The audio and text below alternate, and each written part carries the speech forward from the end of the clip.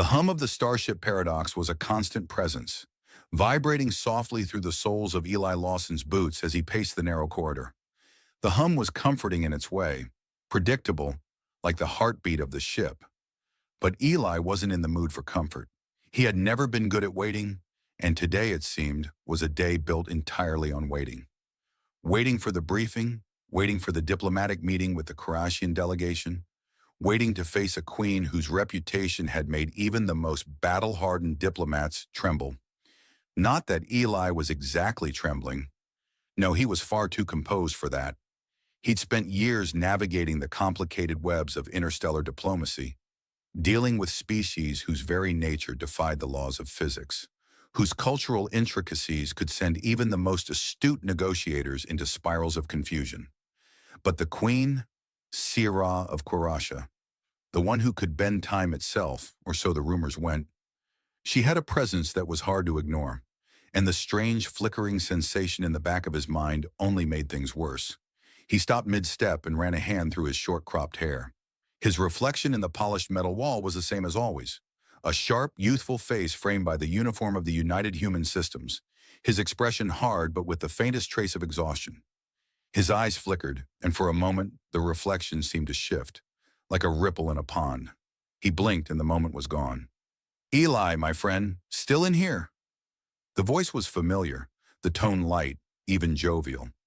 Eli turned to find Commander Nash standing at the entrance to the observation deck, holding a steaming mug of something that smelled faintly of burned coffee.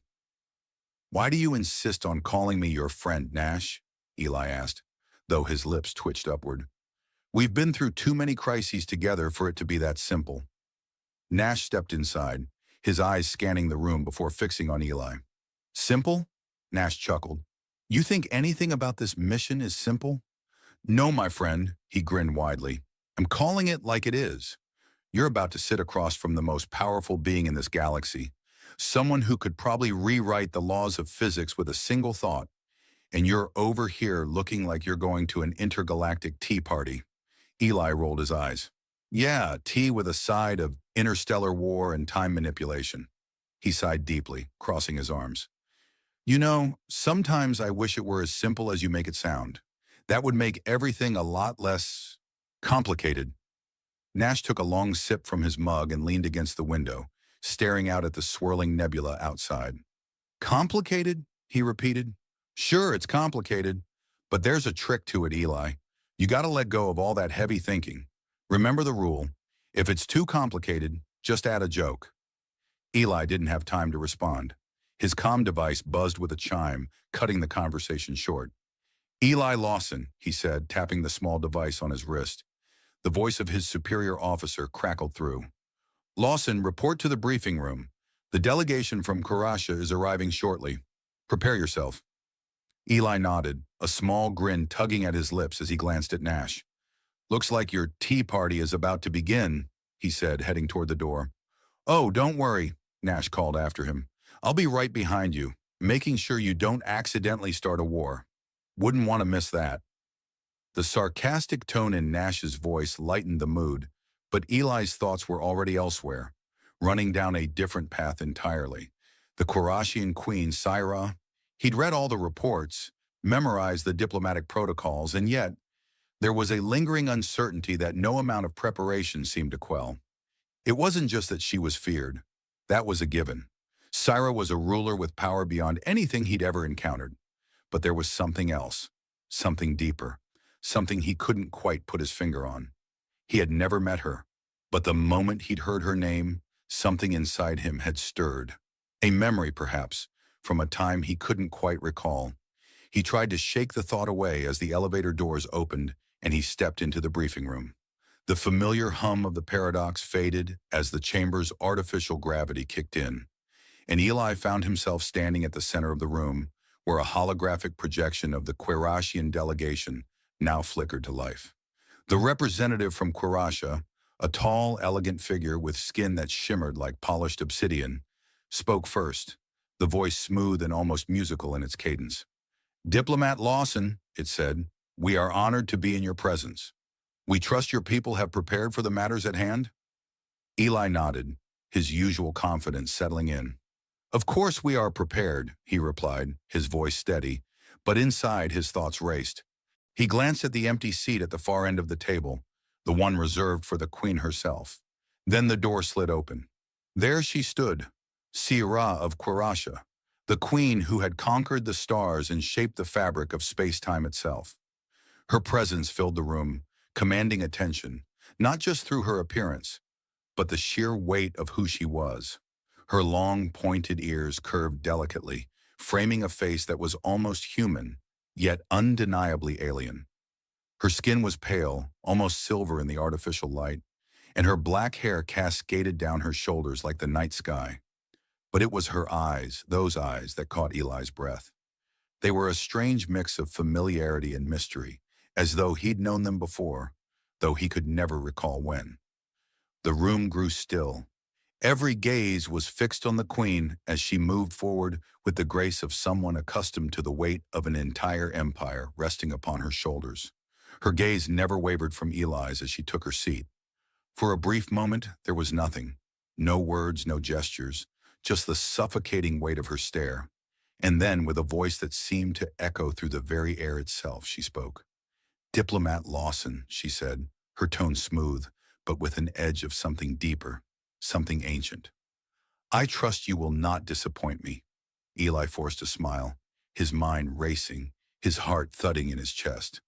"I never do," he said, though he wasn't entirely sure what he meant. The tension in the room was thick enough to cut with a knife, but before it could become unbearable, Nash spoke up from the side, breaking the silence with the precision of a practiced diplomat. "Your Majesty," he said with a grin, "I'm sure we're all very excited to be here. Just hoping we don't start the negotiations with a galactic war over tea preferences." He winked, and the atmosphere lightened, just enough. Syrah's gaze softened for a brief moment, and a flicker of something like amusement passed across her features. "I think we can manage to avoid that," she said, her voice holding a hint of humor that made Eli's heart skip. He wasn't sure why, but in that moment, the weight of the past seemed to lift, if only slightly. Maybe they would be able to talk, to reach an understanding. But in the back of his mind, something whispered, and he couldn't ignore it. Those eyes, he had seen them before. The moment the negotiation began, Eli found himself lost in the paradox of the situation. Syrah sat across from him, her eyes unwavering, her silence an impenetrable wall. The delicate, almost imperceptible hum of the room's environmental systems was the only sound that kept time, and Eli felt like it was ticking louder than his heartbeat.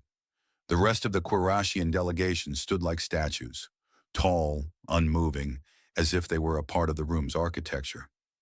Eli's gaze flickered from the queen to the others, but his thoughts kept returning to her.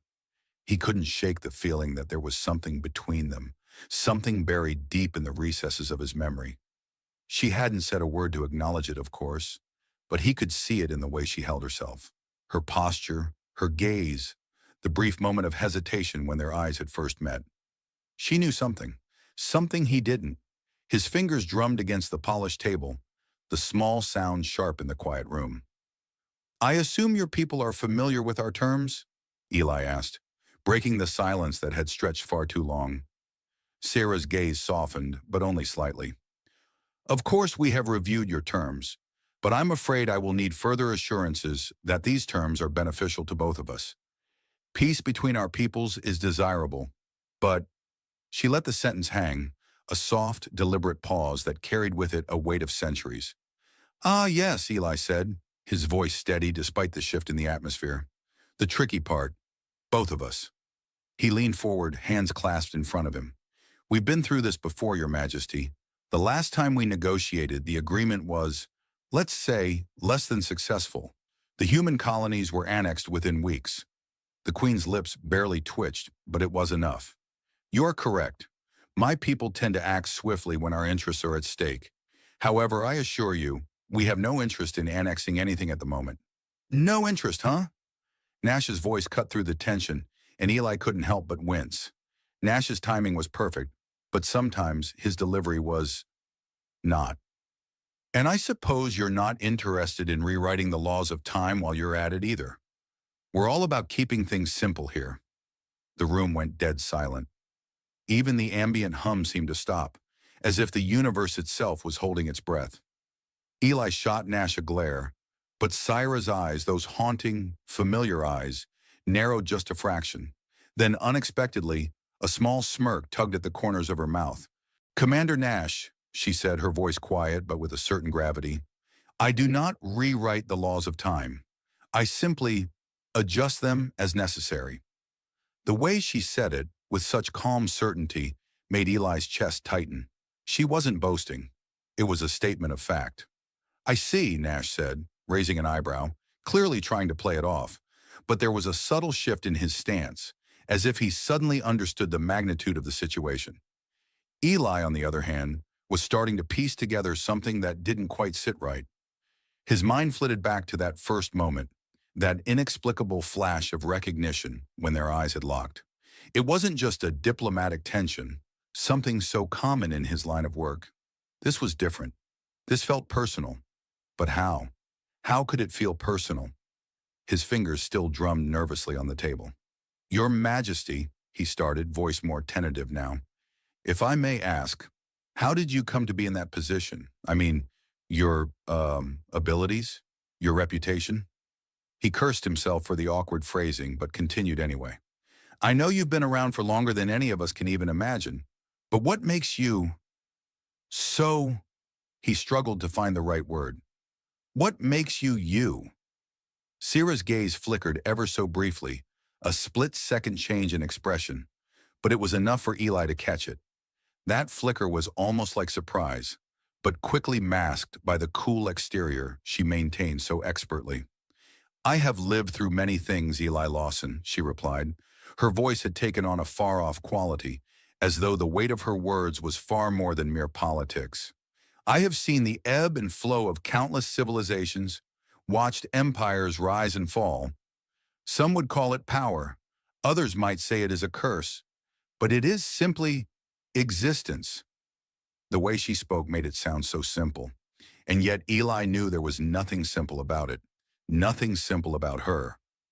Before Eli could respond, Nash's voice once again broke through the weight of silence, though this time there was no sarcasm or wit behind it. "I have to admit, I'm curious about your adjustments to time," he said, leaning forward, clearly intrigued. "That seems like a bit of a cheat code for a negotiation, doesn't it?" Syra's eyes shifted toward Nash, a hint of amusement in her gaze. "It is not as simple as you think, Commander. Time is not something one controls.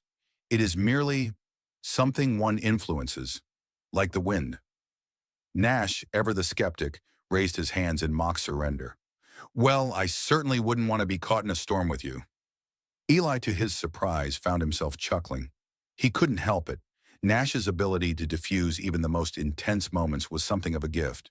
The tension in the room lightened for a brief moment, and Eli felt a small sliver of relief. Maybe they could do this. Maybe they could talk, really talk, and get past whatever this strange thing between them was. "Your Majesty," Eli began again, leaning forward, "I know we're here for peace. We all want peace, but we both know that peace is never truly just about avoiding war." He paused, letting the words settle. "It's about understanding each other. It's about trust." Syrah's gaze softened, just a touch. "Trust, you say?" she murmured. "A commodity that is often in short supply. And yet, here you are, asking for it." Her eyes locked onto his, and for a brief fleeting moment, it was like a wave crashing over him. Her gaze wasn't just piercing, it was familiar, as if it had seen him before, in another time, in another life. Eli's heart skipped. He hadn't expected the sudden rush of emotion. He didn't know what to say, didn't know how to explain the inexplicable feeling growing inside him. Instead, he blurted out, "I remember those eyes. I remember them from somewhere." Syrah froze. The shift was so subtle that Eli almost didn't catch it. But something changed. Something shifted in her expression. The cool mask she wore cracked for just an instant, revealing a trace of something deep, something ancient. "What did you say?" Her voice was low, dangerous even. Eli's breath caught. He felt a cold sweat break out along his spine. "I remember those eyes," he repeated, though now his voice faltered. "You When I was a child, when the colony was attacked, you were there. You saved me. The room grew quiet. The air seemed to grow heavier, thicker with each passing second. Sierra's gaze never wavered, and for the first time, Eli saw the faintest flicker of something he hadn't expected. Recognition. And then, just as quickly, it was gone. Her face went blank again, unreadable. "You are mistaken," she said, her voice like ice. "I have never met you before." Eli felt a chill run down his spine. "No more questions," she said sharply, cutting him off. "We are here to discuss the future, not the past." The room fell into an uneasy silence, and Eli's heart sank as the weight of those words pressed down on him. The past was buried. She was hiding something, and no matter how hard he tried, he couldn't shake the feeling that this negotiation, this entire mission, was about more than just peace.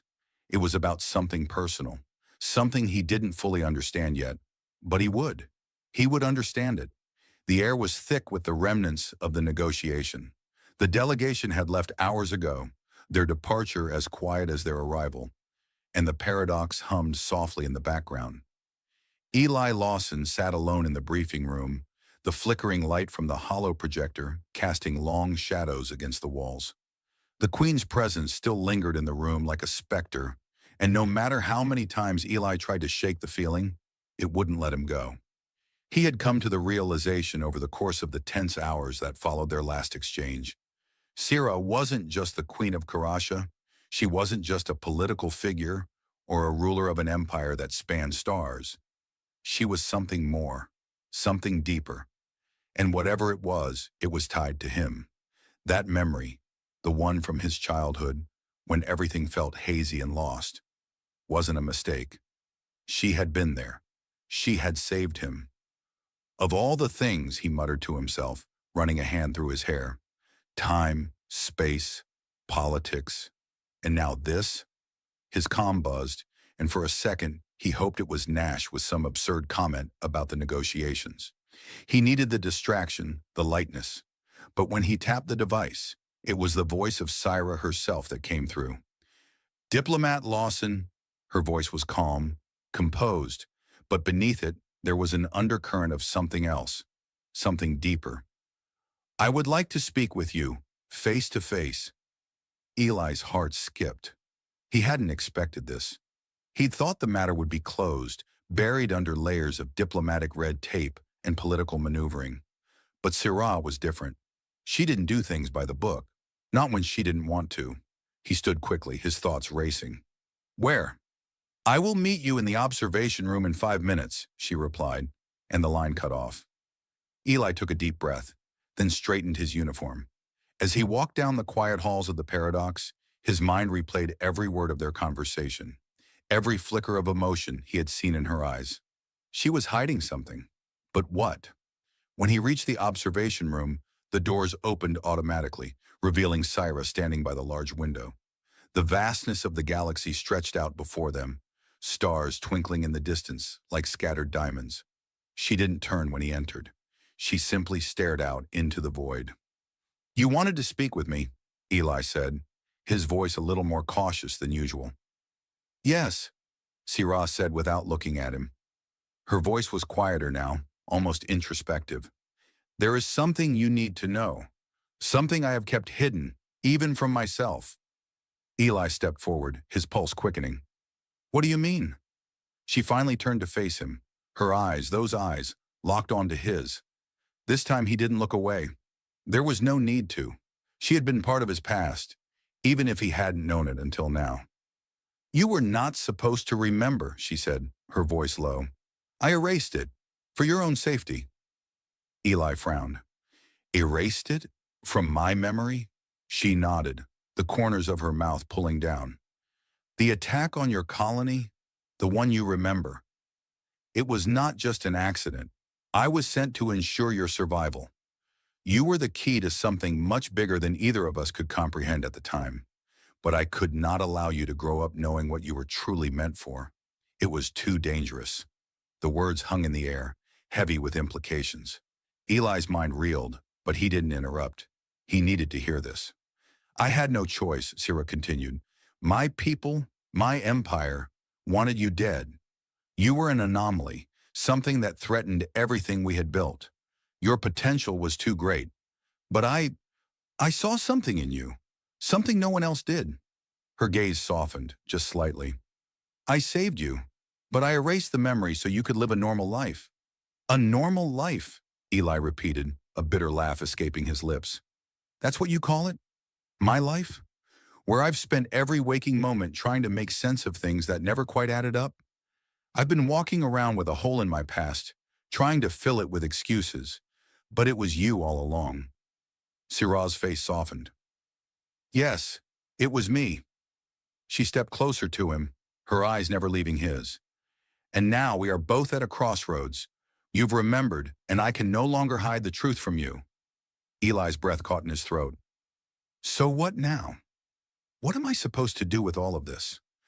You are not the only one who has changed, Sira said, her voice almost wistful.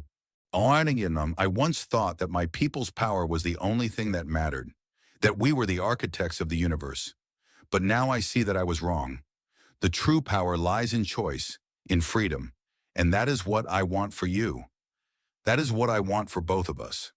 There was a long silence between them, the weight of her words sinking in.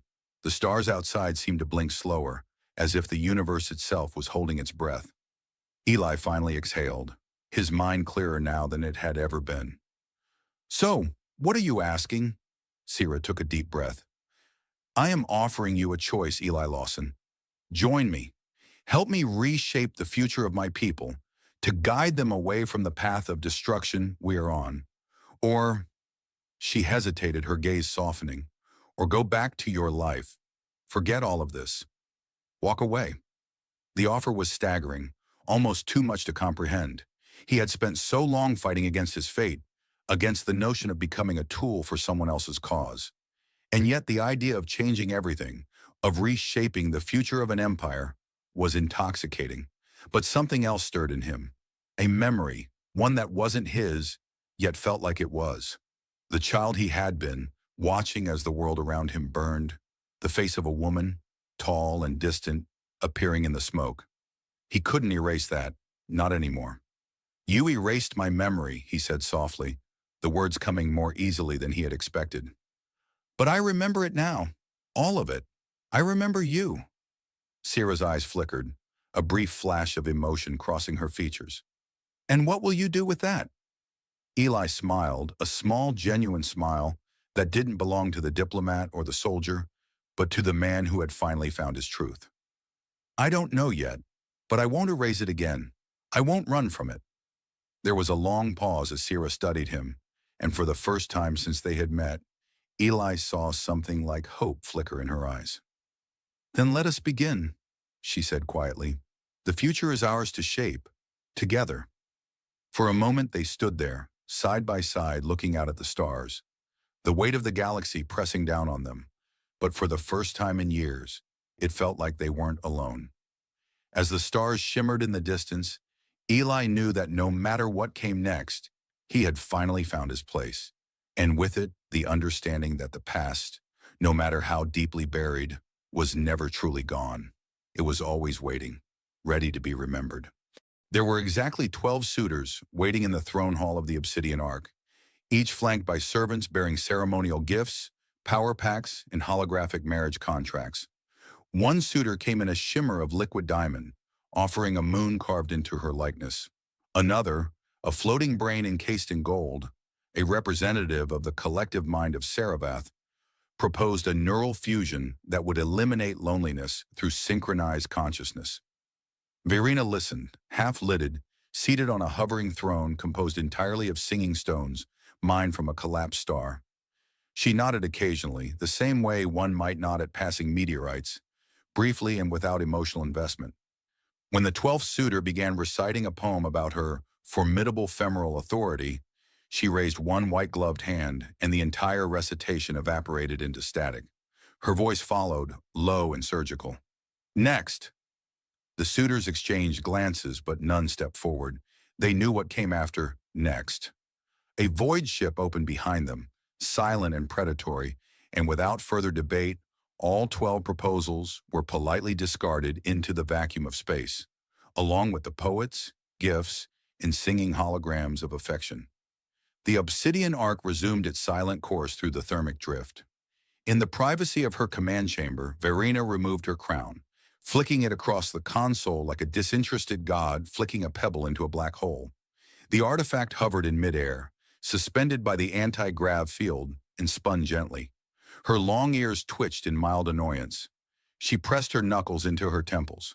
12 suitors, all boring, and one brain in a jar with boundary issues. A voice chimed in. Technically, Your Majesty, the brain was a member of a respected pan-galactic intelligence. Quiet, Olrox, she said. The ship's AI obeyed, except for a final whisper. Still, statistically, you are running out of unique kingdoms to reject. She ignored him. At her command, the holomap spread across the room. Planetary systems spun into view. Thousands of worlds cataloged, categorized, and beneath her. Her fingers slid across star charts like a pianist teasing an overture out of silence. One planet blinked at her. It was small, unimpressive, and marked in yellow.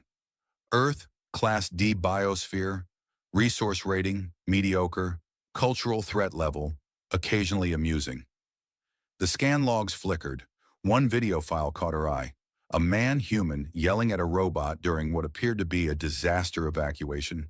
He was covered in soot, shouting over the screech of an alarm.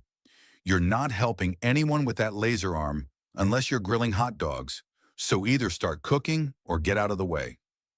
She raised a brow. Another clip. The same man duct taping an alien mercenary to a wall, muttering, "You break that water filter again.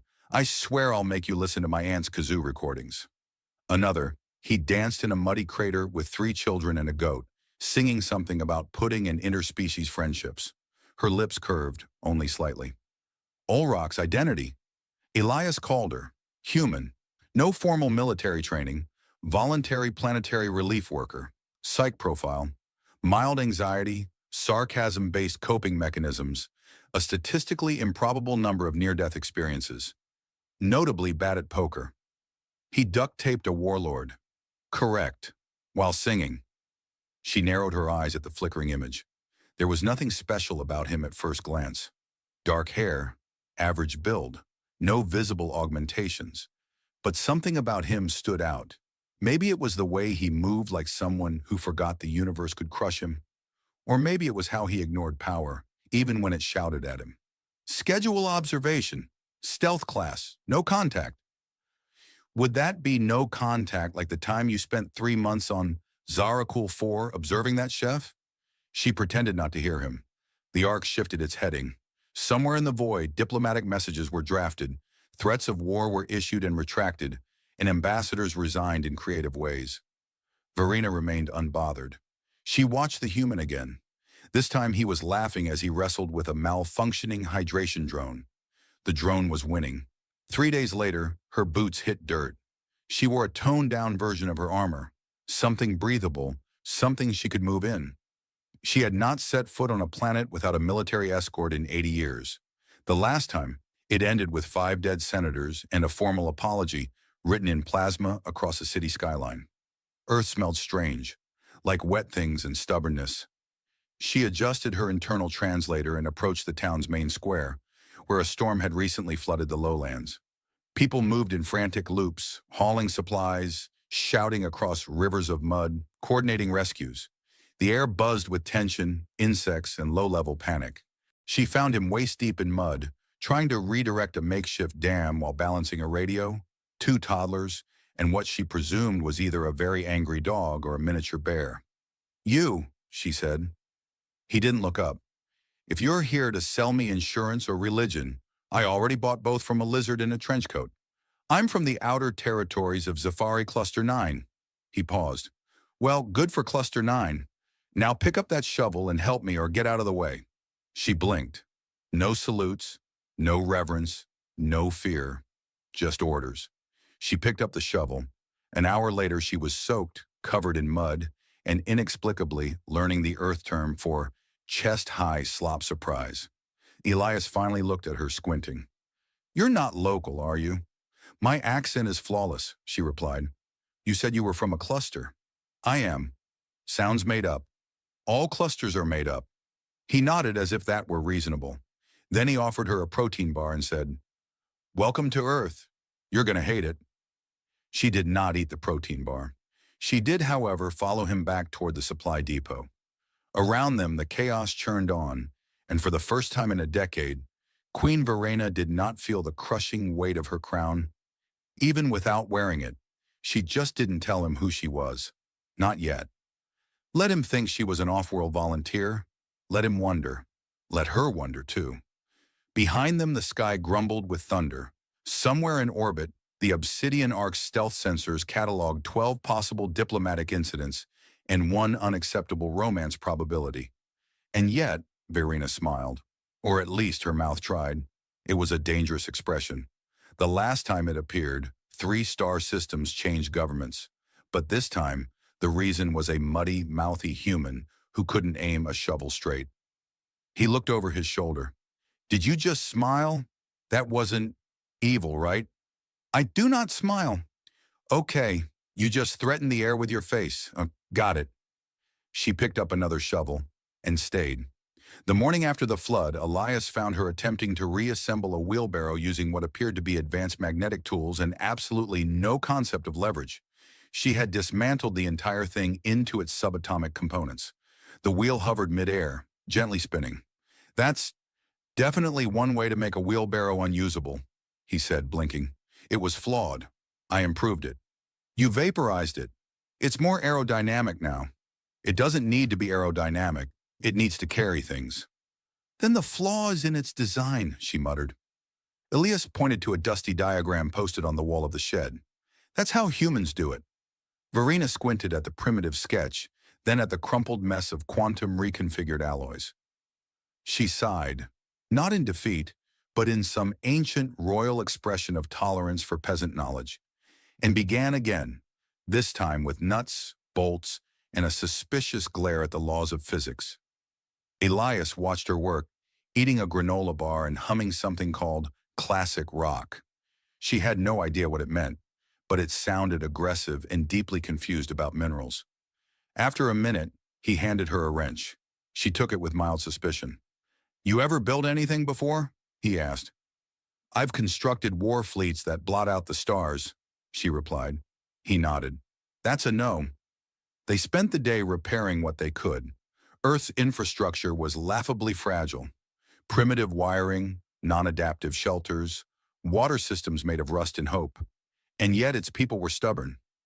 By nightfall, the generators were purring again, the temporary housing units blinking online, and children were chasing a malfunctioning cleaning droid that had developed a sense of musical purpose. She watched Elias explain fuel ratios to a teenager using empty soda bottles and a stick. He gestured wildly, knocking over a bucket, then blamed gravity. The teenager laughed. Verena leaned against a post, arms crossed, and wondered why watching this particular human wasn't tedious. He approached her later, offering a bowl of something vaguely edible. Casserole. It's traditional.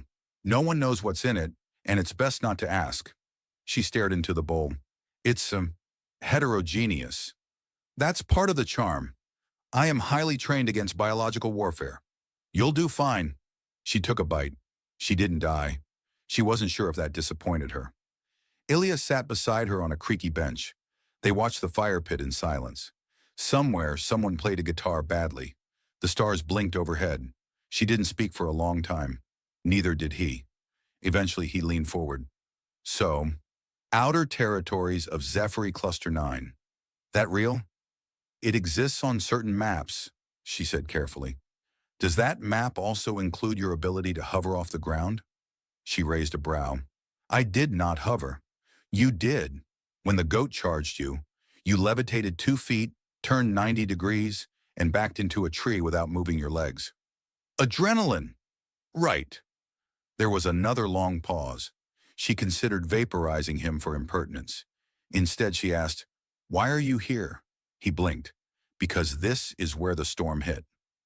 Number mean here, Earth, a dead-end planet, no technological advancement, no defensive fleet, no high-value minerals. He shrugged. Because this is where people need help. She stared at him. You gain nothing from this. He shrugged again. I guess that's the point. That answer irritated her. It didn't compute. Altruism wasn't an unknown concept, but it was usually attached to propaganda or religious mandates, not mud-soaked humans with sarcasm and bad knees. The next day, she went with him to the supply depot. On the way, he pointed out points of interest with completely fictional histories. That's the great lamppost of enlightenment, he said, nodding at a broken streetlight. Legend says it flickers only when your soul's not at peace. She played along. And that dumpster? Shrine of lost sandwiches. Pilgrims come to honor forgotten lunches. She raised an eyebrow. You are not sane. You're just now figuring that out? The depot was a disaster. Boxes stacked in no discernible order. Items misfiled under confusing labels like importantish stuff and probably not explosive. Verena immediately began reorganizing. Within an hour, she had established a data grid, categorized inventory by molecular stability, and reprogrammed a forklift to hum soothing tones. Elias returned from the river, covered in algae. Did the depot gain sentience while I was gone? It is now marginally less inefficient. Did you name the forklift? It named itself. He stared at her. You're either a genius or a supervillain. Why not both? Later, the two of them found a moment beside the wrecked community center. She patched a solar conduit while he patched a wall with duct tape and mild profanity. Let me guess, he said. You're not just from Zafari Cluster 9. You're something bigger. She didn't respond. Military? She said nothing. Royalty? Silence. Secret space cult? Her lips twitched.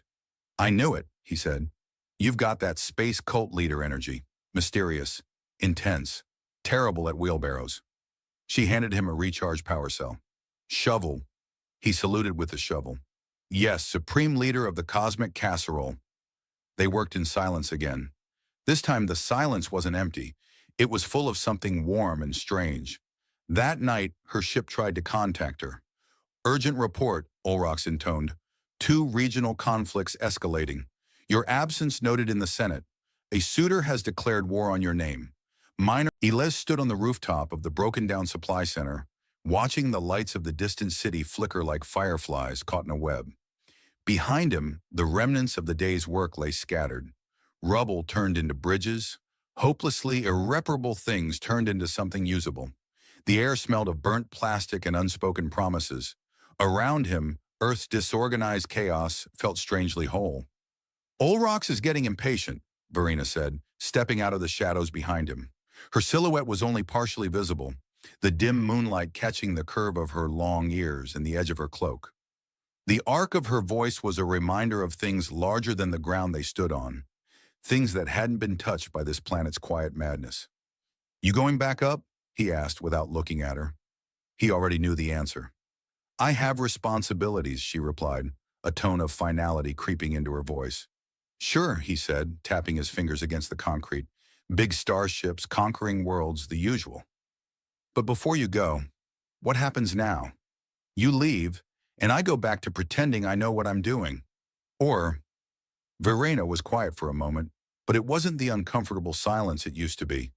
This one was different, threaded with the sound of things shifting. I'm not going back, she said finally. At least not in the way you think. His head jerked to the side. What does that mean? It means, she continued, stepping into the weak light of the nearby street lamp, that I don't need to be the queen of the stars to matter. I thought I was beyond needing something small, something human. But I was wrong. Elias opened his mouth to speak, but stopped himself. There was something dangerous in the way she said that, something that told him she wasn't just talking about her responsibilities anymore. She had changed, and in a way, so had he. We are not meant to exist in isolation, she said, her voice steady now, though it still carried a weight that felt almost unbearable. I've spent centuries building walls around myself, walls of power, of control, of fear. But I've learned that no empire can stand if it's built on nothing but fear, and no ruler can lead if they don't understand the people they are ruling. Elias didn't speak at first.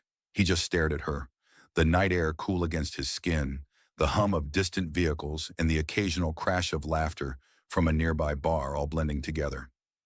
So what now? You're giving it all up? Her gaze met his, and for a moment she seemed as ordinary as anyone else, standing in the flickering light of an Earth street lamp, uncertain and raw. Not giving it up, changing it, becoming something else, someone who can listen. He grinned, more to himself than anything else. You know, you're still terrible at fixing wheelbarrows. She shot him a look, but it wasn't the sharp, commanding stare of a ruler anymore. It was something softer, something that didn't feel like it was about to vaporize him into stardust. There are some things I'll never be good at, Elias chuckled. I don't know. I think you'd do well with a few more goats. They've got character. A flicker of amusement passed over her face. You make everything sound ridiculous. That's the plan. She smiled. A real smile this time. Not one designed to crack continents, but one that made the space between them feel smaller, warmer. The sudden ping of her comm unit interrupted the moment. She glanced down at it, eyes flickering with something unreadable. Your ship? Olrox, she said, her lips tightening. He's concerned about the state of my affairs. The galaxy is still waiting for a queen, for an empress. They're not ready to let go of their old dreams. Elias felt the old weight of his world press against his ribs, but it was easier now somehow. You don't have to be everything for everyone. You know that, right?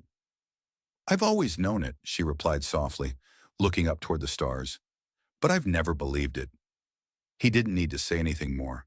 He could feel the change in the air, the unspoken understanding between them. She was a queen without a throne now, a ruler of no one and yet everyone all at once. The universe had never been so big, and yet so small. I think I've learned something from you, she said, her voice quiet but firm. Something important. Yeah. He glanced at her sideways. She nodded. I've spent so long trying to control everything, but it's the small things, the messy things, the unplanned things that make the universe worth having. And you think that's going to work? He asked, raising an eyebrow. She shrugged.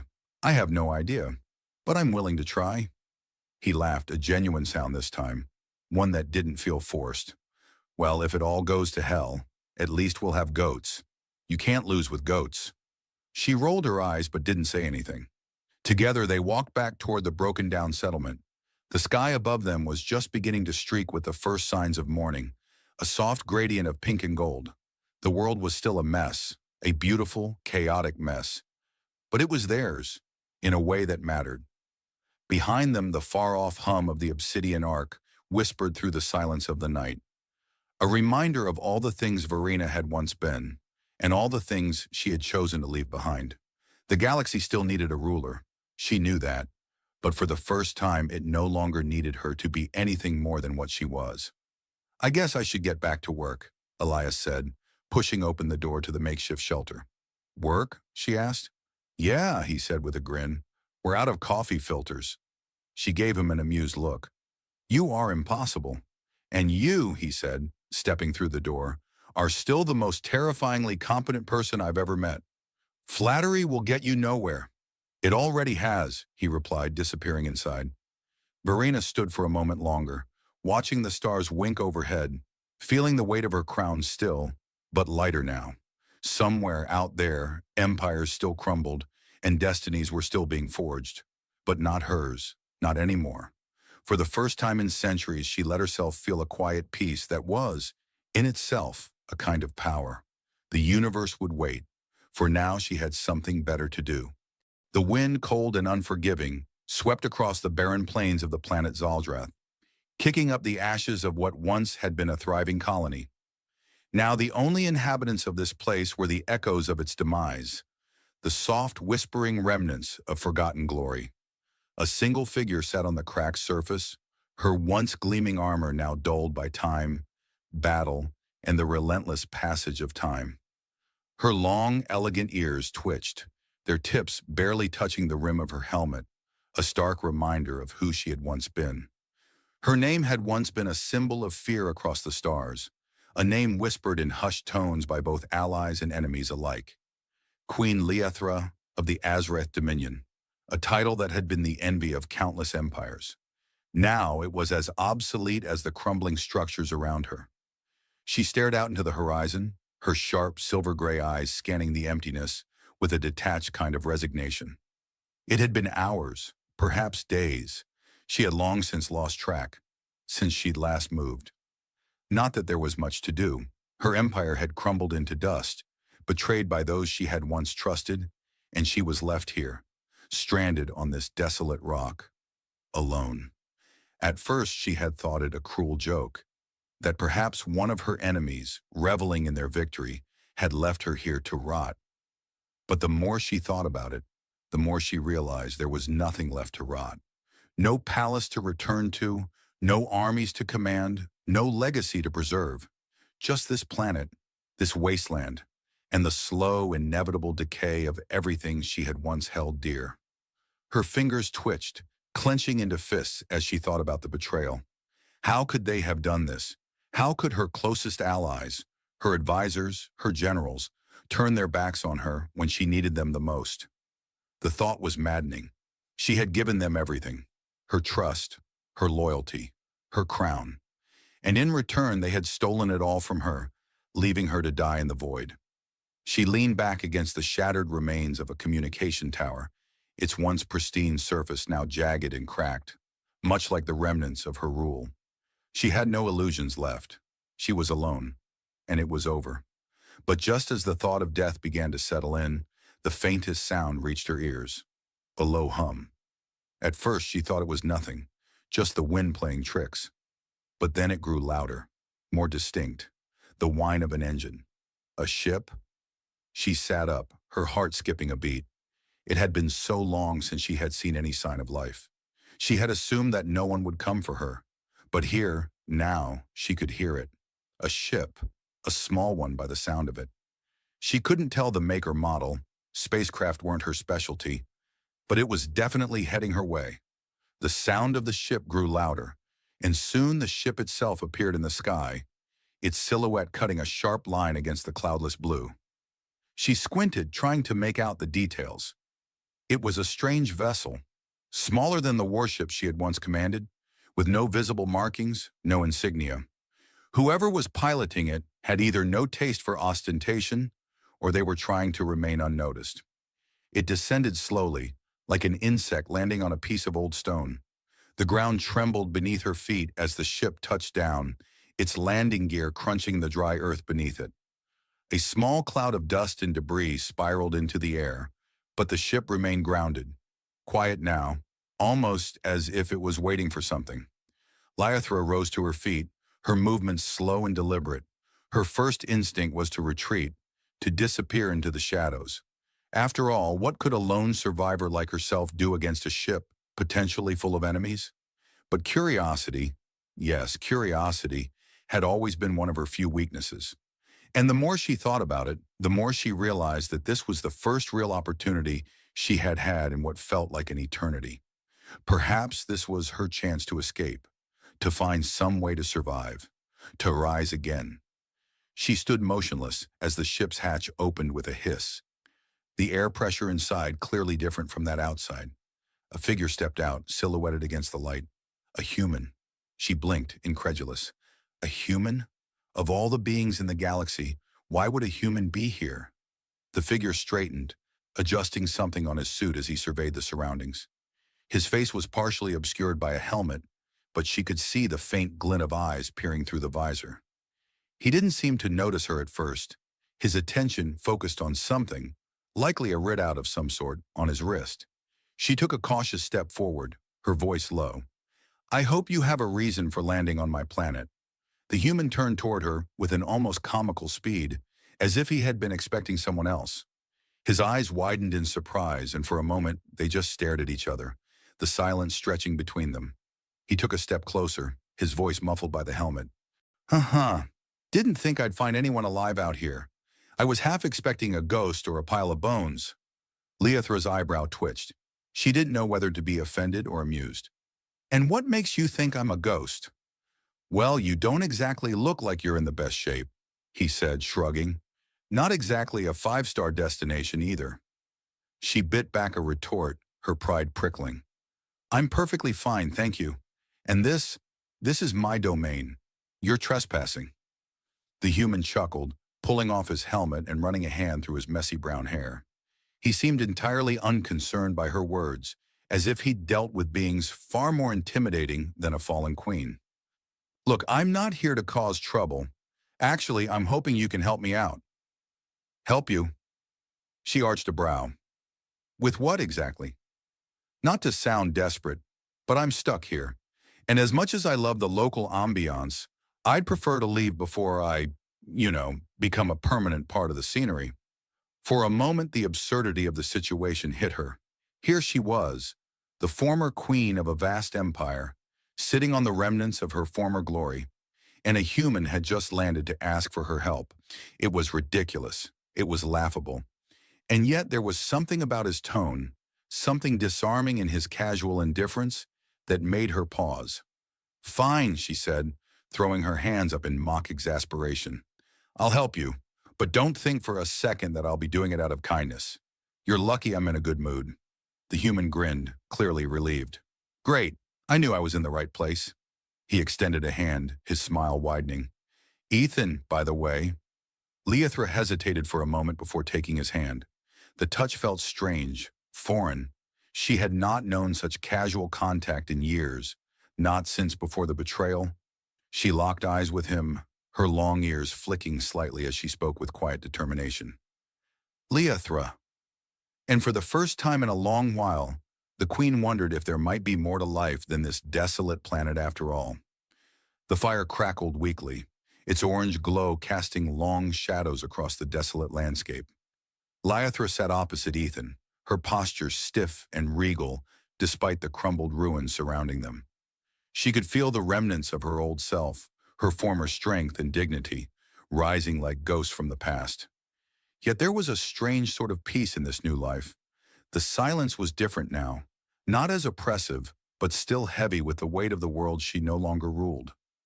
Ethan, for his part, appeared entirely at ease, as if sitting on the edge of a dying world was a perfectly normal evening for him. He tore into a rations packet with enthusiasm, the sound of tearing plastic filling the otherwise quiet night. Leothra's gaze flicked toward him. For a human, he didn't seem entirely foolish.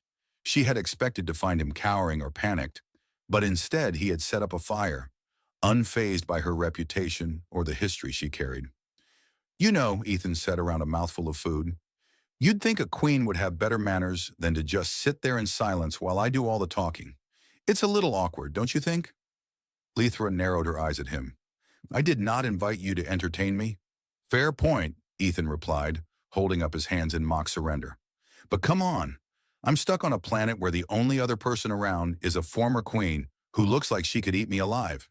You've got to admit, it's a little weird, and if I don't crack a joke or two, I'm going to lose it.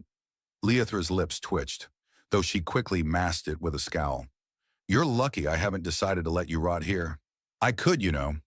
True, Ethan said, nodding seriously, but I have a feeling you won't. You're too dignified for that. Dignified? She scoffed. You haven't seen me when I'm not playing the part of some broken ruler. Yeah, well, he said with a grin, that's the thing, isn't it? You don't have to play the part anymore. The whole queen thing is done. Leothra stiffened, but before she could snap back, Ethan was already rifling through his gear, pulling out a small, glowing device. It emitted a soft hum as it powered up, and she couldn't help but watch him curiously.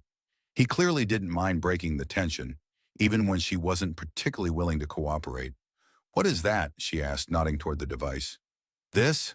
Ethan grinned, clearly enjoying her interest. This is a personal communicator. My little ticket to freedom. Your ticket to freedom, she repeated, raising an eyebrow. And why should I care about your ticket? Because, Your Majesty, Ethan said, giving her a cheeky grin, we're going to need to call in a favor to get out of here. Unless, of course, you want to stay here indefinitely. She stared at him for a long moment, her patience wearing thin. You really think I'm in the business of making deals with humans? Well, that's why you're so charming, he said with a smirk, leaning back against a boulder. You always think about the big picture. But right now the big picture is, I need a ride off this rock. Leothra folded her arms across her chest. And you believe that I will simply help you? After all that has happened to me? Ethan shrugged, unbothered by her tone. I think you'll help me because you don't have much else to do. Plus, I've got a really good playlist on this communicator, and I've been told my taste in music is legendary. She stared at him, her mind racing. He was right, of course. She had nothing left to lose. No empire to rebuild, no war to wage. And yet, as much as she hated to admit it, there was something about this human's absurd optimism that irritated her. Yes, but also intrigued her. He was completely unfazed by her past, by her reputation, and for some reason that was disorienting. I am not your ticket to freedom, she said firmly. I am not some relic to be used when you find yourself in a tight spot. Ethan held up his hands again, a look of mock surrender on his face. All right, I get it. You're a powerful and proud queen, and I'm just some stranded human. But humor me for a second. How long were you planning to just sit here, waiting to die? Her breath caught at the bluntness of his question, and for a moment she was silent. How long? Days? Weeks? Time had blurred, but now that he mentioned it, the thought of simply waiting here to fade into nothing was unappealing. I don't know, she said quietly, her gaze shifting to the horizon. Maybe I wasn't planning anything. Maybe I had already given up. You know, Ethan said, his tone light but still laced with a hint of sincerity. I've met a lot of people who've given up, but you're not like them. You can't be. She was about to protest, but then she stopped herself. What if he was right? What if she was still capable of something more? The firelight flickered, casting strange shadows across her face, and for the first time in days she allowed herself to think about the possibility of change. You know, she said slowly, as though considering the words carefully, there is a place where I might be able to get us off this planet. Ethan looked up, his eyes lighting up with sudden hope. Now that's what I'm talking about. You really do have a plan, don't you? A plan, Leothra scoffed. Hardly. But I do know of a derelict transport ship not far from here. It's buried deep within the ruins of the colony. I could access the comms if it hasn't completely shut down by now. Ethan's grin widened, and he sprang to his feet, his enthusiasm nearly infectious. All right. Now that's what I call progress. Lead the way, Queen Leothra. She stood slowly, brushing dust from her armor, eyeing him with a mix of irritation and reluctant amusement. Do not get too excited, human. It may not work. I may not be able to get the ship to power up at all. He waved his hand dismissively. Hey, what's life without a little adventure? Plus, if we fail, at least we'll have the world's most dramatic campfire story to tell. Leothra couldn't help the flicker of amusement that danced in her chest. This human was impossible. But perhaps, just perhaps, there was a small part of her that had not entirely given up. And with that, the two of them set off into the night. The soft hum of Ethan's communicator, the only sound breaking the stillness of Zaldrath's barren surface. The galaxy, it seemed, had more in store for them than either of them had expected. The ship's engines hummed to life with a groan, not quite as smooth as Leothra would have liked, but enough to give them a fighting chance. Ethan stood beside her, his eyes alight with excitement, his hands busy at the control panel. She couldn't quite recall when he had learned how to fly a ship, but then again, he had surprised her with every ridiculous talent he seemed to possess since their first encounter. This human had an uncanny knack for making the impossible seem effortless. All right, Ethan said, adjusting the comms dial, his voice muffled slightly through the helmet's mic. It's not the most polished ride in the galaxy, but it'll get us to the nearest spaceport. And then, well, who knows? Leothra couldn't help but smile despite herself. You humans are so oddly optimistic. You'd probably find a way to turn this derelict heap into a luxury yacht if given enough time. He chuckled. I like to think of it as improvisation. Besides, we've made it this far, right? She gave a small nod, but inwardly she couldn't shake the feeling of unease. She had left the wreckage of her empire behind, what remained of her pride, her former life. And while part of her relished the prospect of escape, of leaving this barren planet and its memories behind, there was still the question of what lay ahead. She couldn't simply disappear into the vastness of the galaxy again. Could she? The ship lurched, throwing her forward for a brief moment, but Ethan caught her arm in time. He smirked. "You all right, Your Majesty?" "I don't need your concern," she said, steadying herself. "It's just that your piloting needs refinement." He grinned, undeterred by her sharp tone. "It's a work in progress. Besides, I'm just following the directions you gave me." Leothra turned back toward the control panel, tapping a few commands into the console. "Well, let's hope your directions are better than your flying. This ship's not exactly designed for comfort, but it'll have to do." As the ship ascended from Zaldra's atmosphere, the desolate surface slowly shrinking below them, Leothra felt something shift in her.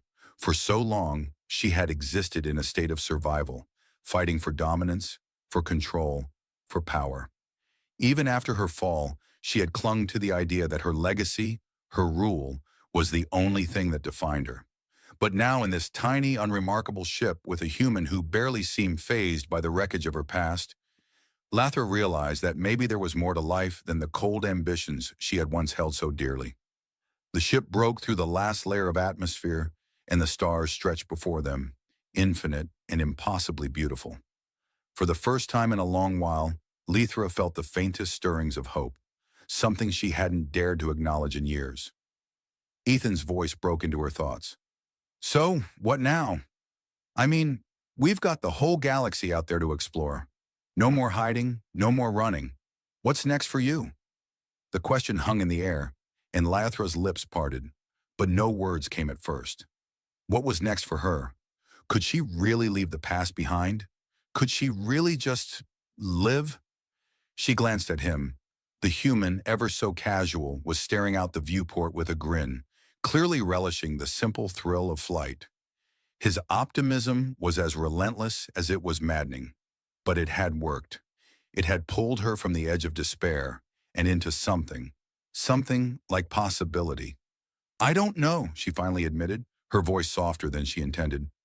I suppose I have to figure that out." "Well, that's not so bad," he said with a shrug. "Not everyone knows exactly what they're supposed to do next. Hell, I didn't think I'd end up stranded on a dead planet with a fallen queen. But here we are." Leothra couldn't help but let out a small laugh at that. It wasn't the most comforting thing to hear, but it was truthful, and for once it didn't sting. She'd come to understand that not everything needed to be planned down to the last detail. She wasn't the queen of the galaxy anymore. She didn't need to have it all figured out. Maybe that was the first real step toward freedom she had taken in years. As the ship cruised through the stars, Leothra leaned back in her seat, her fingers drumming absently on the armrest. Her mind drifted back to her time as queen, her reign, her battles, the betrayal that had brought her to this point. But instead of feeling the anger and resentment that had consumed her for so long, she felt a kind of release, a letting go. She wasn't defined by her past anymore. She didn't have to be. She could rebuild, if not an empire, then at least something that was truly hers. "I'm glad I found you," she said quietly, her eyes focused on the stars outside. Ethan glanced over, his eyes crinkling with his signature grin. "You know, I'm glad you didn't just let me die on that planet. I've had a lot of close calls in my life, but I have a feeling I wouldn't have made it without your help." Leothra didn't respond immediately. Instead, she let the silence stretch between them, considering the path they were on. The road ahead was uncertain, but for the first time, she didn't feel the need to control everything. She wasn't a queen anymore, not in the traditional sense, but there was still a chance, a glimmer of something more. Freedom, a life, a future perhaps. As the ship continued its journey through the stars, Leothra felt a smile tug at her lips. It wasn't the grand, all-consuming smile of a conqueror. It was simpler, smaller, more human perhaps. And for the first time in a long time, she realized that it was enough. "Thanks," she said almost sheepishly, "for everything." Ethan waved a hand. "Hey, you'd have done the same for me. Besides, I'm just here for the ride. And to provide the entertainment." He gave her a playful wink. "Someone's got to keep you from being too serious all the time." Leothra rolled her eyes but couldn't suppress the smile that broke through. "You are insufferable. But you like me anyway." She turned away, trying to hide the small laugh that escaped her lips. "I don't know what you're talking about. You're not my type." "Oh, come on," he said, leaning back in his chair with an exaggerated sigh. "Don't pretend you haven't been thinking about it." Leethra smirked, her eyes gleaming with amusement. "You're delusional." Ethan chuckled, clearly undeterred. And for the first time in ages, Leethra felt that old familiar spark of laughter, of genuine joy. It wasn't the laugh of a queen, nor the laugh of a fallen ruler, but something else, something entirely her own. And as the stars stretched endlessly before them, she realized that this was only the beginning. Whatever came next, it would be hers to decide. The dead ones didn't scream anymore. That was the first thing Carter Hayes noticed every time he woke up to the droning silence of the starship graveyard. No klaxons, no survivors crying out over the radio. Just the hum of old reactors that hadn't figured out they were extinct yet. He rolled out of the hammock that hung like a defeated flag between two twisted metal support beams and muttered something about hating mornings. Mornings were indistinguishable from nights out here. Just more radiation, different angle. His boots hit the grated floor with a metallic thunk, and Jerry, his companion and possibly the most insufferable AI ever shoved into a rusted maintenance bot, immediately beeped to life. "Good morning, Carter. Your oxygen recycler is functioning at 37%. I've prepared a funeral dirge." "Skip the dirge, brew the sludge," Carter said, rubbing his face. He'd grown a beard, or something approaching a beard. It might have been a fungus colony auditioning for citizenship. "Brewing sludge," Jerry said dutifully, clanking toward the makeshift kitchenette made from what Carter suspected had once been a part of a sanitation system. The smell confirmed it. Carter pulled on his patched jumpsuit, the one with the least number of questionable stains, and slid open the outer bay doors. Beyond lay the graveyard, a drifting mass of ships, escape pods, and space junk, all caught in the gravitational embrace of a dead gas giant. They floated like forgotten promises, cracked open and hollowed out. Some were human, others weren't. He scanned the debris with a battered pair of electro binoculars, the same as yesterday, and the day before. And a flicker. He lowered the binoculars, frowned, then raised them again. Something new, smooth, obsidian. Not just new, wrong. It didn't belong here. It hovered motionless, its surface reflecting no light, a silhouette cut out of space itself. "Jerry, did you see that?" "I do not have eyes, Carter. Only pain. And caffeine." "Put the scanner on it. Get me a reading." A pause, a long one. No registry, no broadcasts, no emissions. It is either a very stealthy warship or the universe's largest espresso machine. Carter stepped back inside, grabbed his pulse pistol, a weapon that had never fired consistently and often thought itself a flashlight, and slid it into his belt. "Well, let's go say hello to death again." Boarding the unknown vessel wasn't difficult. It seemed to want him to come inside. A ramp extended as he approached, airlock sliding open like a mouth welcoming a snack. He stepped into cool, sterile light, Jerry clunking beside him and humming something ominously Wagnerian. Inside, the ship was pristine, too pristine. No dust, no wear. Technology far beyond anything Carter had ever reverse engineered. The walls shimmered faintly like they couldn't decide if they were metal or dream. And then she walked in, tall, poised, encased in armor that shimmered between matte and mirror, elegant as it was deadly. Her skin was a flawless porcelain white, as if sculpted rather than grown. Black hair fell like liquid shadow over shoulders sharp enough to write legislation with, and her ears, long, tapering elegantly past her head, like some aristocratic alien elf. She looked human, the way a jaguar looks like a house cat, if the house cat also had the ability to vaporize you with a blink.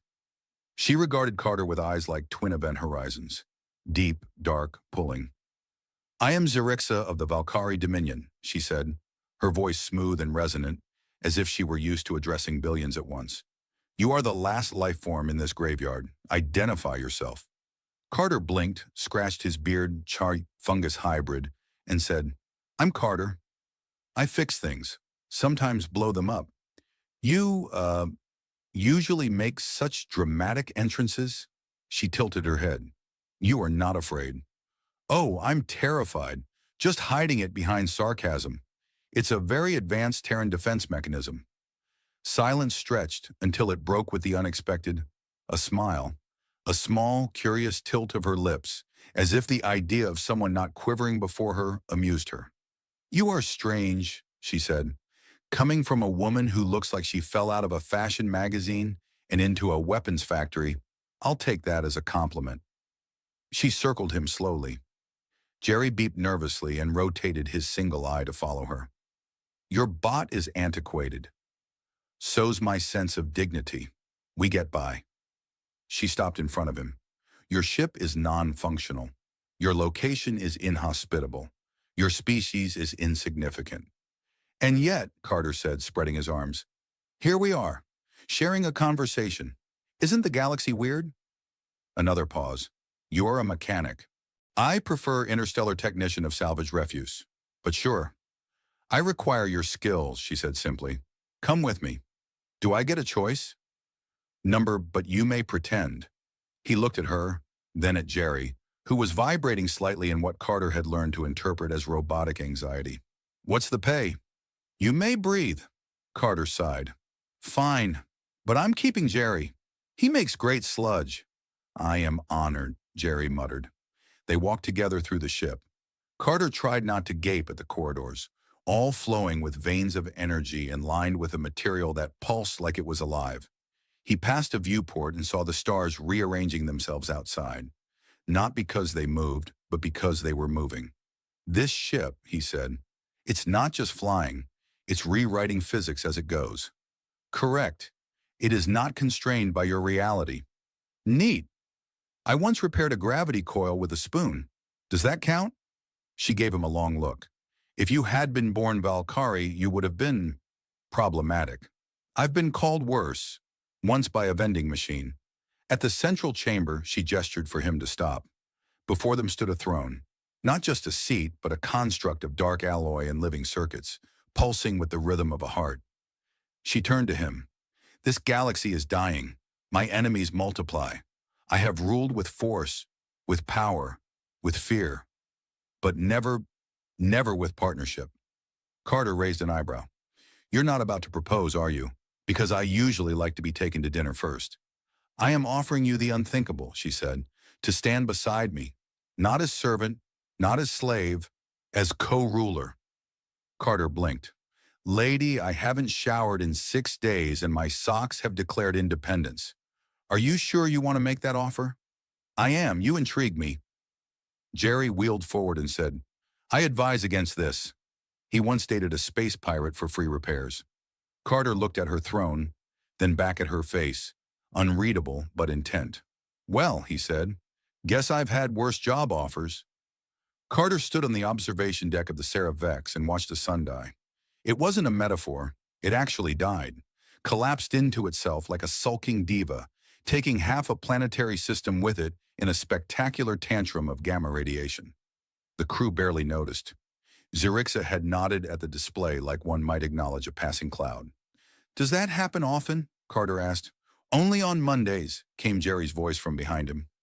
The maintenance bot was polishing its chassis with a cloth Carter suspected had once been underwear. "Astrophysical collapse is statistically more likely on emotionally unstable days." Carter turned away from the window and surveyed the alien ship's interior again. The Seraph Vex wasn't designed, it had been composed. Organic curves, glowing seams that pulsed like veins, and long, arched corridors that hummed with ambient energy. Doors opened not with mechanical hisses, but with gentle sighs. Even the air smelled engineered, clean, faintly citrus, with a disturbing undertone of intelligence. "You know," he muttered to Jerry, "if this ship were any more alive, I'd need to start feeding it." "It already consumes stars, Carter. You are simply dessert." He found Zirixa in the central war chamber, surrounded by holographic displays of star systems, threat assessments, and one small blinking icon labeled "Terran Do Not Lose." She was in mid-discussion with an officer whose face shimmered with shifting geometric patterns. When she saw Carter, she dismissed the room with a wave. "You walk like a man who's confused by his own pants," she said.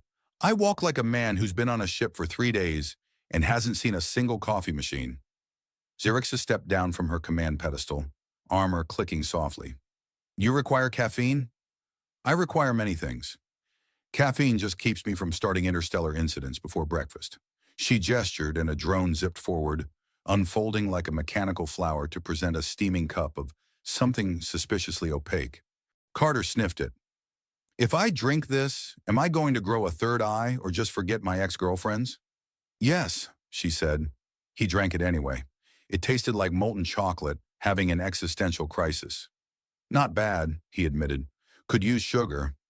Maybe a splash of don't disintegrate my organs. She studied him. You are adjusting well. I've been kidnapped by worse. Once got abducted by a sentient marketing algorithm. Tried to sell me socks for 3 days. Her brow furrowed delicately. You are not afraid of me. I'm terrified. I'm just also too tired to care. Zirixa laughed. Actually laughed. It echoed in the chamber like a glitch in authority. Your defiance is inefficient but entertaining. She motioned for him to follow. They moved through the ship as it twisted through space, a blur of light and impossible geometry outside the translucent hull. Carter tried not to look too long. Staring into folded space made his brain itch. Eventually they arrived at what she called the instructional gallery, which turned out to be a sort of museum meets simulator. She activated a series of floating displays showing images of various species, battles, and royal decrees that had reshaped entire sectors. Carter leaned into a hologram of her younger self, standing on a mountain of robotic corpses, one boot crushing a fallen warlord's crown. Casual question, he said. Ever tried diplomacy? I did, once. It ended in conquest anyway. Less paperwork. He turned to her. So why keep me around? I'm not exactly a galactic diplomat. Closest I've come to politics was fixing a mayor's hoverbike in exchange for 6 pies. She regarded him for a long moment. You are unpredictable, unshaped. The galaxy is filled with rulers and rebels. I have crushed both. But you are a variable. Carter considered that. You like that I'm weird. I do not like. I evaluate, and I find value in your strangeness. Thanks, I think. That evening, or what passed for evening on a ship that ignored planetary time cycles, they dined in a chamber overlooking the edge of known space. Carter marveled at the culinary selections. Edible clouds, sizzling crystal meats, and one item labeled wormroot of Uglak, do not chew aggressively. He poked it. It jiggled. I feel like this could start a war if I eat it wrong. Zirixa raised an elegant brow. Then chew carefully. The meal passed in strangely comfortable silence. Carter told a story about being stuck in a maintenance duct with a very angry cat in a live power conduit. Zirixa listened, amused. When he asked her for a story, she told him of the time she defeated a fleet using only a gravitational inversion and a handful of ionized sand. Did you throw the sand? Carter asked. I weaponized it with a localized singularity generator. Sure, that's what I do with beach days, too. The next day brought trouble, of course. An envoy from the Mirren Spires, a species shaped like floating geometry and bitterness, demanded an audience. They refused to enter unless Zirixa explained why the Terran infestation was being permitted to pollute the throne corridors. Carter had been lounging in said corridor, playing a harmonica he'd found in a storage bay, and teaching Jerry to sing the blues. Zirixa summoned him into the diplomatic chamber anyway. The Mirren floated like glowing puzzles, rotating subtly, emitting sonic tones that translated into speech. Remove the primitive, they intoned. Carter smiled and gave them a thumbs up. I'm here to stay, folks. Sorry if I don't fit your aesthetic of floating Rubik's cubes.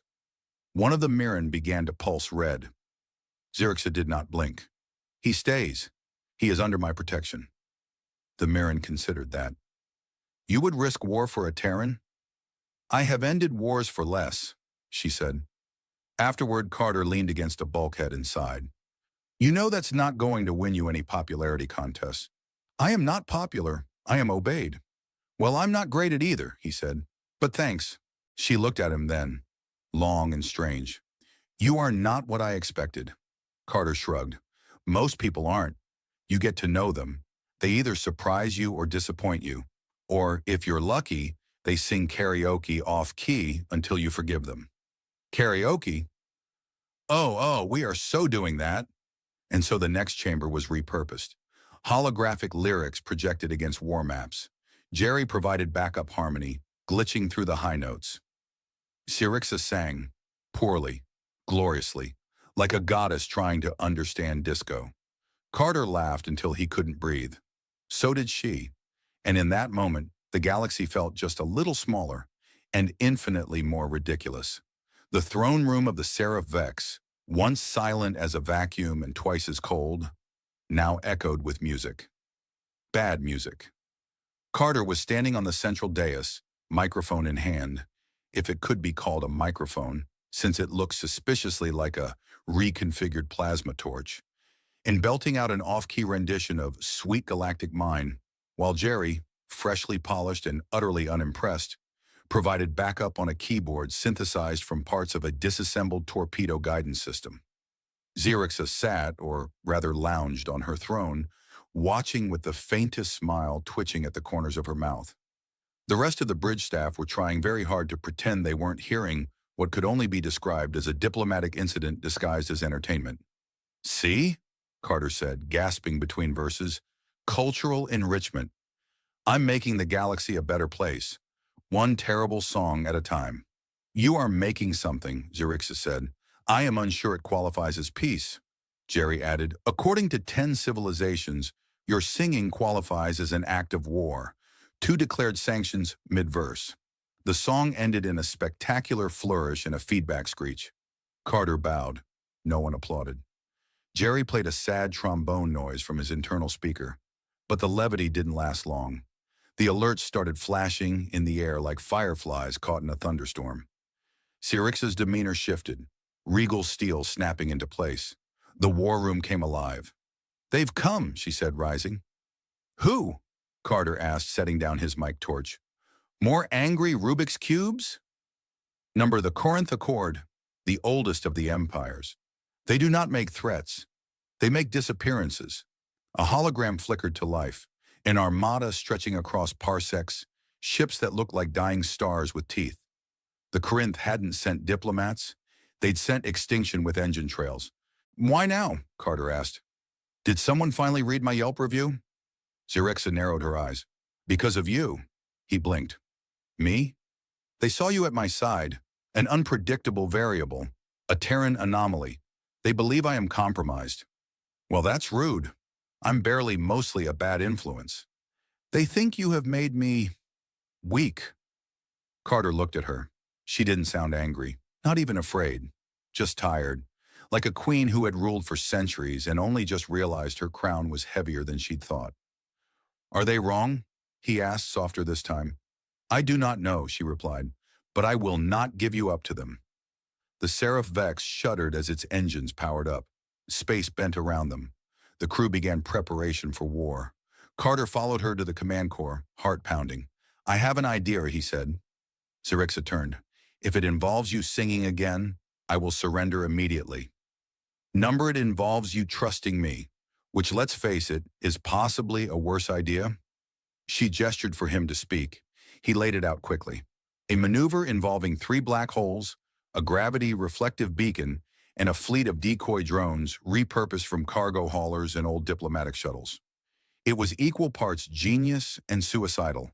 Jerry called it boldly idiotic. "You're not actually considering this," one of the bridge officers said to Xerixa.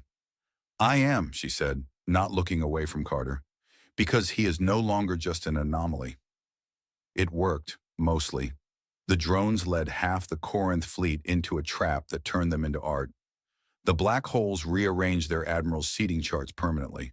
The beacon fried their sensors just long enough for the Seraph Vex to slide past and deliver a warning shot directly into their flagship's shielding, enough to say we could, without saying we will.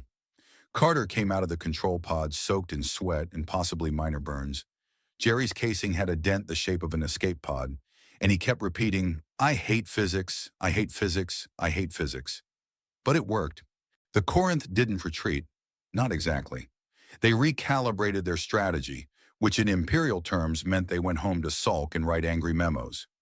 Afterward, in the stillness of post-battle calm, Carter stood with Xerixa on the outer hull beneath the stars. They didn't need helmets. This part of the ship generated its own breathable bubble. Because of course it did. You realize, she said, that was not a strategy a Valkyrie would have conceived. Yeah, you people are all about dominance. I'm more about chaos with a side of luck. She studied him. You have changed me. He shrugged. You changed me too. I used to think royalty was all about power and distance. Turns out some queens sing disco and quote ancient war codes while sipping mutant espresso. They stood there silent for a while. You could go, she said at last. Now. I would not stop you.